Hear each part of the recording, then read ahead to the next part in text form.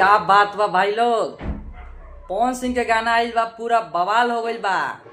जौन एल्बम के नाम बा घघरी। पवन सिंह के गजब के एंट्री भइल बा भाई लोग, लम बोगरी से। त का कहत रहो, गाना में दम बा। अगर ई गाना नहीं खलो सुन ले तो टी सीरीज हमार भोजपुरी पर ई गाना के रिलीज कर देहल गइल बा भाई लोग। तो चलो लो वीडियो के स्टार्ट करतानी। नमस्ते प्रणाम, हम आप सबके छोट भाई नारायण निराला। तो फिर से तोहलन के एगो नया वीडियो में स्वागत बा। आज हम बात करे वाला बानी पावर स्टार पवन सिंह के गाना के बारे में, जौन एल्बम के नाम बा घघरी। बहुत ही हाई क्वालिटी के आ बहुत ही हाई लेवल के पवन सिंह के गाना रिलीज हो गइल बा, जौन एल्बम के नाम बा घघरी।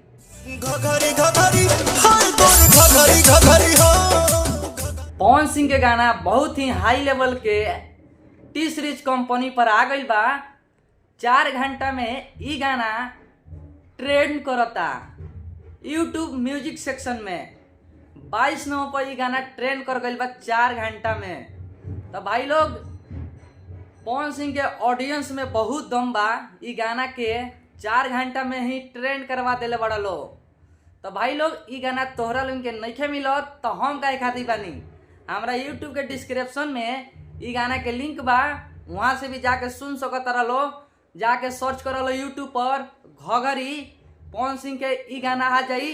टी सीरीज हमार भोजपुरी पर ई गाना के रिलीज कर देहल गइल बा भाई लोग। तो तोहरा लोग से बता देता नी, हम अपना वीडियो में और सही नए नए गाना के अपडेट लेके आवत रहे नी।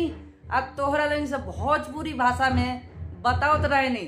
तो भाई लोग कमेंट करके बताओ लो, तू लो हमार वीडियो कहाँ से देखता रहो, कौन जिला से और कौन स्टेट से देखता रहो। अगर भाई लोग पवन सिंह के तू लोग फैन बाड़ा लो तो ई गाना के एक दिन में 1 नंबर ट्रेंडिंग पर लेके आवलो यूट्यूब म्यूजिक सेक्शन में। तो भैया लोग, ई गाना का हम पूरा डिटेल्स बता देता नी। ई गाना इल बा टी सीरीज हमार भोजपुरी पर, जौन एल्बम के नाम बा घघरी। ई गाना के गइले बड़न पावर स्टार पवन सिंह और साथ में शिल्पी राज। और ई एल्बम में काम कइले बाड़ी श्वेता शर्मा और पावर स्टार पवन सिंह। और म्यूजिक दिले बानी प्रियांशु सिंह। और ई गाना के लिखले बानी आशुतोष तिवारी जी। और ई गाना पर इंस्टाग्राम पर रील बनावलो, इंस्टाग्राम पर भी ई गाना का ट्रेंड करा दलो। भाई लोग, हमार वीडियो कैसा लगेला कमेंट बॉक्स में कमेंट करके जरूर बताओ लो। तो भाई लोग, जाते जाते हम अब परिचय बता दी। हम सारमैन, आप सबके छोट भाई नारायण निराला।